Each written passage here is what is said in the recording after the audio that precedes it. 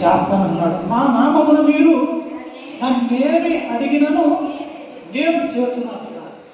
ఆయన నామములో మనం ఏం అడిగినప్పటికీ అది చేస్తామన్నాడు. క్రీస్తు మహాదేశంలో మీ ప్రతి అవసరతలన్నీ కూడా తీరుస్తాను అంటున్నాడు. వాగ్దానం ఇచ్చిన దేవుడు నమ్మదగిన దేవుడు. ఆ వాగ్దానాన్ని పట్టుకుని మనం ఏం చేయాలి? ప్రార్థించాలి. అవునా? అలా ప్రార్థన చేస్తున్నారా మీరు? జనవరి 31 నైట్ వాగ్దానం తీసుకుంటున్నాం. ప్రభువా, ఈ వాగ్దానం మా ఎడల నెరవేర్చండి ప్రభా, మా జీవితంలో నెరవేర్చండి అయ్యా అని ఎప్పుడైనా ఎంతమంది ప్రార్థిస్తున్నారు? ఆ వాగ్దానం ఈ సంవత్సరం ఇదిగో ప్రభువా, మా మధ్య 5 నెలలు గడిచిపోతున్నాయి, మా కుటుంబంలో నెరవేర్చండి ప్రభువా మీరు ఇచ్చిన వాగ్దానం అని దేవుణ్ణి అడిగేటువంటి వారిగా ఉండాలి. మార్కు సువార్త చూడండి 11వ అధ్యాయం 24 వచనం చూడండి. 11:24 చూడండి. అందుచేత ప్రార్థన చేయనప్పుడు మీరు అడుగుచున్న వాటినెల్లను పొంది ఉన్నామని నమ్ముడి. అర్థమవుతుందా? దేవుని ఎందుకు వచ్చేవాడు ఆయన ఉన్నాడని, ఆయన ఫలము దయచేయవాడని మీరు నమ్మవలను కదా అంటాడు.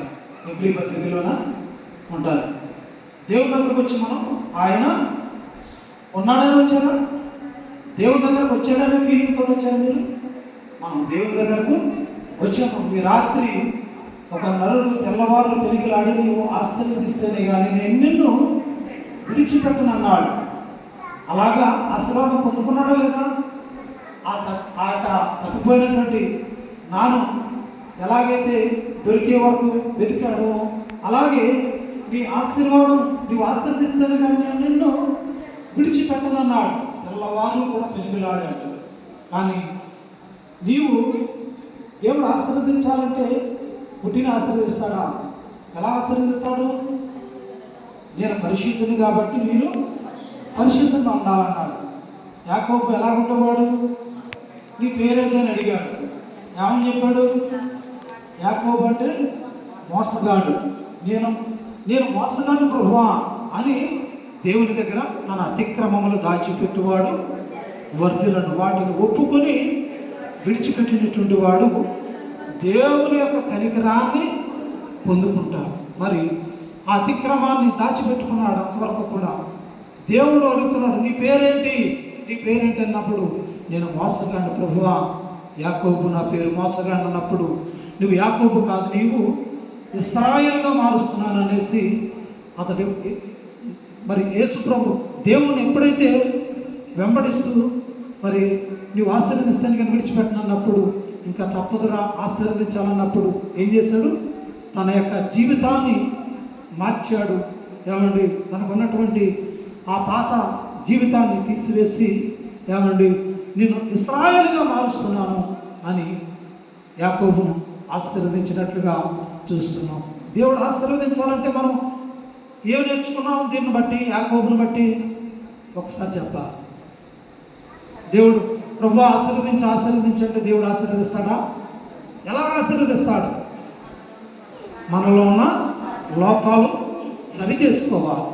దేవునికి ఇష్టమైనటువంటి రీతిలో ఇష్టకరంగా ఉన్నప్పుడు మనము కూడా దేవుని బిడ్డలు. ఇశ్రాయేలీయులు ఎవరు? దేవుని బిడ్డలు, దేవుని సొత్తు. అలాగ మనము మారిపోవాలి.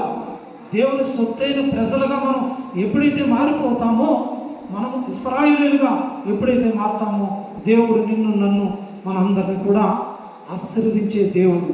మన ఆశీర్వాదానికి వారసులుగా పిలిచానంటున్నాడు. కాబట్టి ఇక్కడ అంటున్నాడు, ఏమంటున్నాడు? అందుచేత ప్రార్థన చేయనప్పుడు మీరు అడుగుచున్న వాటినెల్లను పొంది ఉన్నామని నమ్ముడి, అప్పుడు అవి మీకు కలుగునని మీతో చెప్పుచున్నాను. మరి మనం ప్రార్థించేటప్పుడు ఏం చేయాలట? మనకి పొంది ఉన్నామని, ఏమంటే దేవుడు కార్యం చేశాడని మనం నమ్మాలి. అర్థమవుతుందా? విశ్వాసములకు కర్తయు దానిని కొనసాగించు యేసు వైపు చూస్తూ మన జీవితాన్ని ముందుకి సాగుతూ ఉండాలి. ఆయన విశ్వాసానికి కర్త. కాబట్టి అబ్రహాము ఏమీ లేనప్పుడు దేవుని నమ్ముకున్నాడు, నీతిగా ఎంచబడ్డాడు. అలాగే మన యొక్క విశ్వాస జీవితంలో కూడా దేవుడు కార్యం చేస్తాడు నా పట్ల అని విశ్వాసంతో నమ్మి ప్రార్థించినప్పుడు అక్కడ అద్భుత కార్యం జరుగుతుంది.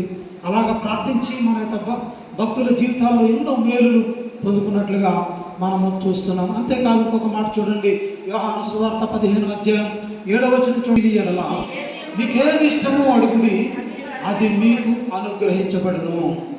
ఏమన్నాడండి? దేవుడు మనము కోరుకున్నది పొందుకోవాలంటే ఇక్కడ ఏమన్నాడు ఇంకొక మాట, నాయన మీరును మీ యందు నా మాటలు నిలిచింది ఎడల మీకు ఏది ఇష్టమో దానిని అడుగుడి. ఏమండి? దాన్ని అడుగుడి అది మీకు అనుగ్రహించబడుతుంది అన్నాడు. మరి నాయందు ఎవడైనా నాయందు నిలిచిండు, నాయందు మీరును మీ యందు నా మాటలు నిలిచిండు ఎడల మీకు ఏది ఇష్టమో అది అడగమంటున్నాడు. మరి ఆయన వాక్యం మన హృదయంలో నిలిచి ఉండాలి. నిలిచి ఉండడమే కాదు, ఆ వాక్య ప్రకారంగా మనము జీవించేటువంటి వారమే ఉండాలి. మన హృదయంలో వాక్యం ఉండాలి. ఆ వాక్య ప్రకారంగా ఏం చేయాలి? మనము జీవించాలి. అలాగా జీవించినప్పుడు మీకు ఏది ఇష్టమో దానిని అడగండి, అది మీకు నెరవేర్చబడుతుంది అంటున్నాడు. అర్థమవుతుందండి? ఆ వాక్యానుసారమైనటువంటి జీవితాలు మనలో ఉన్నప్పుడు దేవుడు ఆశీర్వదించేటువంటి దేవుడే ఉన్నాడు. దేవునికి స్తోత్రం. 130వ కీర్తన చూడండి, 130వ కీర్తన 7వ వచనం చూడండి.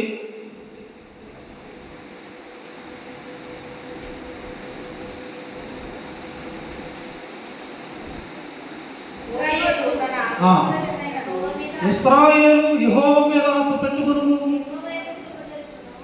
యెహోవా యొద్ద కృప దొరుకును, ఆయన యొద్ద సంపూర్ణ విమోచన దొరుకును. ఏమండి? ఎవరి మీద మనం ఆశ పెట్టుకోవాలి? ఇశ్రాయేలు మీద ఆశ పెట్టుకోవాలా?